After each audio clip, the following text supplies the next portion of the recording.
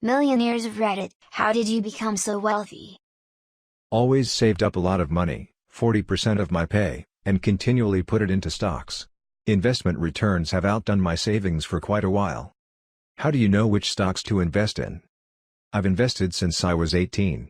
I have a degree in economics and deep interest in the markets. But honestly, I don't know anything. I have a diversified portfolio of 10 different stocks in different fields. Theory says that's too little, but I don't care. The different stock is all listed on the most traded index in my country. I come from Denmark, so it's the OMXC20 index. The thing is, stocks in general increase in value over time. Sure, some of my stocks are in red, but most are in black. Some drop 30%, others gain 40%. But year on year, my portfolio increases about the market average of 7%. That's including years of financial turmoil, financial crisis. In my opinion, the worst you can do with your money is to not invest it. I sell overpriced consultancy time to CTOs who don't know any better. Well, I mean, technically you get a consultant in the first place because you don't know any better. Consultants are for due diligence. Shows insurance companies, investors, higher-ups, and outsiders that you did your part to make sure everything is right. If it all goes to hell on the word of the consultant, it's not because you didn't know what you were doing, it's because your consultant ducked up. Could mean the difference between getting fired and getting a second chance. Could also mean the liability of a lawsuit is no longer on you. I enlisted in the Army when I was 18. I liked it. I asked to become an officer, and they let me. The Army sent me to college and I graduated. My officer pay was way higher, and in the Army you don't have very many bills. I found I could save in between 1K and 5K every month of my life. After my second deployment I was sitting on about 200K. I hired a financial manager, he did well a few years. I've bought and rented out a couple houses. I've got 17 years in the Army. Creeping closer to a portfolio worth $2 million and a good pension in retirement. I'm about to make lieutenant colonel. I'm in my late 30s. Just grind and save. Edit gold? Thanks. I should add that this job really sucks and I hate it a lot of the time. But due to the peaks and valleys of monetary motivation I have to do it for a few more years. In my 20s, I was a computer programmer just as the web started exploding in popularity. I could wire up websites and databases back when internet technologies were new, and tooling was still primitive. I never hit it big with a viral website like Facebook or Amazon, but I did charge a lot for programming services. And I used that money to buy houses at first, and ultimately an apartment building in coastal California. In my 40s now. I don't feel very wealthy really. Oddly, I still check prices when shopping, and I plan to drive my old Jeep until it dies. When I travel, I often pay to fly first class, and I do enjoy the nicer hotels. But, other than that, I live, and spend, rather simply. Same here. Started at a late 90s era.com. We went public and I was suddenly worth 8 figures in my 20s. Cashed out before the crash. If I could time travel, I'd go to the 90s, and invest my entire bank account in Amazon. I live in Eastern Europe. In 1990 I took out a huge loan and bought 10 apartments and furnished them. I rent them out to people, and with the money I earn from them I pay off the loan payments. I do this every 10 years. I have now 30 apartments and 1 employee who I pay to maintain them and make sure payments and maintenance is handled. The key is finding good tenants and maintaining a good relationship with them. It is not that hard, but a key to this strategy. How do you take out huge loans without any securities, though? Sure, this plan will work once you have your first few apartments, but how do you get there in the first place? You can have a cosigner when you start out and start smaller, i.e., 2 or 3 apartments. And once you have the apartments you can also use them as security towards future loans without a cosigner. It would depend on what country you live in. Another important advice about this plan. Do not go extravagant in the apartments. You do not need to buy a luxury apartment. The more you spend, the longer you will wait on a return of investment and more risk that a potential bad tenant will damage your property. Goodreads continues to spend 97% of free time browsing internet and spending my extra $100 a month on fast food and video games. Honestly, it's not so bad living this way. I'm not a millionaire, or even rich, and I don't have big dreams or ambition, but I'm so fucking happy with my life. I go to work, study in college, and then chill at home with video games and free time. This is important. Saying money can't buy happiness is somewhat naive, but it's important to remember that there are different ways to be happy. Life is about deciding how you want to spend your time. If playing video games every day makes you happier than taking a nice vacation once a year or living in a nicer home, then that's what you should do. I am on track of being a millionaire by just investing in my 401k. I started my career at 20 years old right after graduating from college and started investing the minimum to my 401k. Never really thought much of it until I did those calculators and realized that since I started so young, the compound interest on any investment account with a decent return would be huge. I would recommend you just put anything away. Everyone tells you to max your investments, but honestly not everyone can invest $18,000 a year. Do the math of how much $200 a month will grow in 30 years. This might not be the exact answer, but this will easily get you to be a millionaire at some point. Parents died. Edit: if you're gonna make a Batman joke, just know that you're not at all clever, original, or funny. Being frugal. Not buying new cars, not caring about what others think. Saving and investing and doing it again. Not making knee-jerk investments.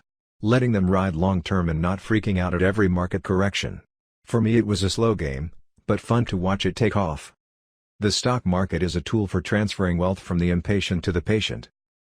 I opened an avocado toast food truck. I was born. It all came from my parents. I get a lot of crap from my friends in college, lol.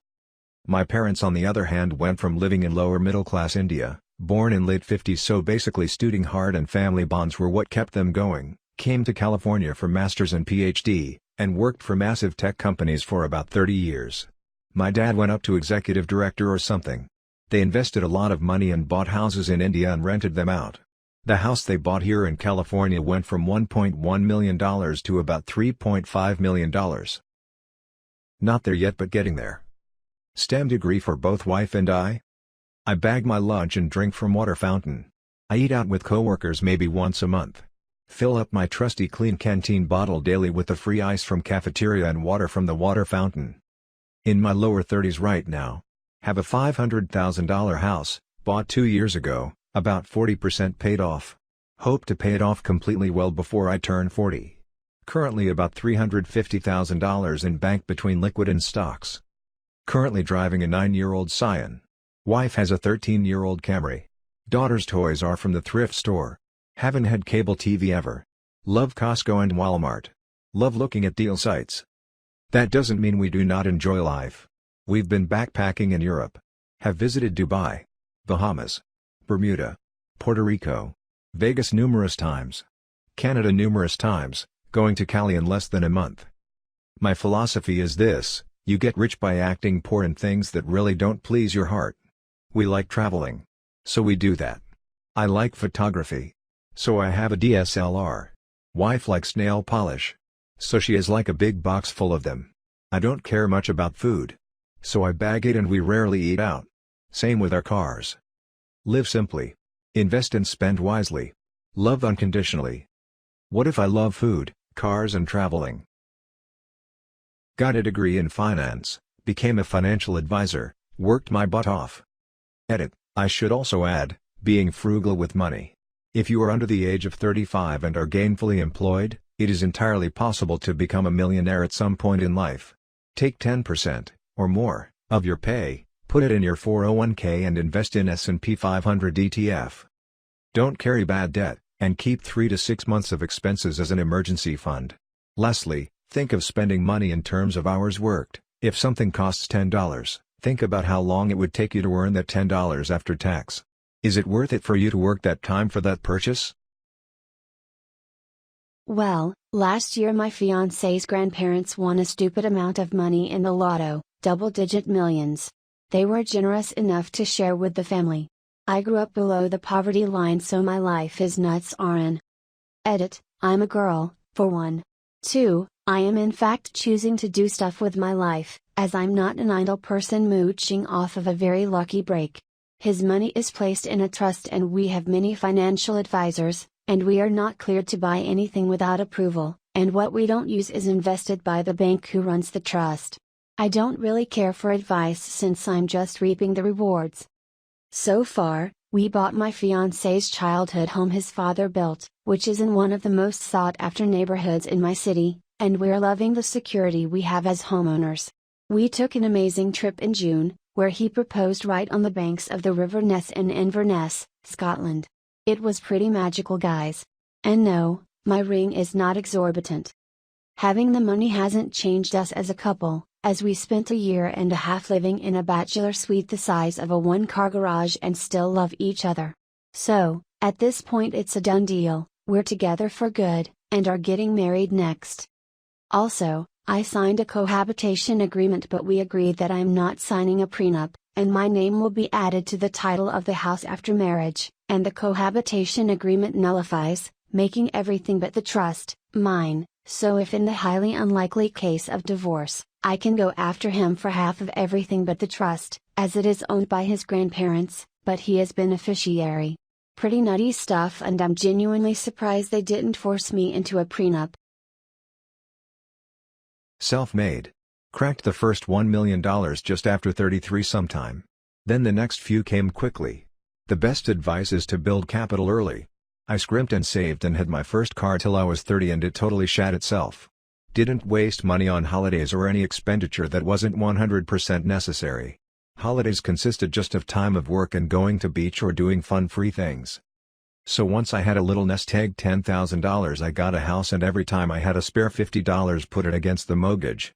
Then every time I got a pay rise the difference went to the mortgage, not to increase in lifestyle. I'm 45 now and saving becomes less of a priority as the base capital is there. I can spend every cent I earn and my base will still increase. Summary: get saving early. What car and what clothes you wear don't change who you are. No thanks, I am only young once. The flip side is you are only old once as well. He will be able to vacation and all that, then, you won't.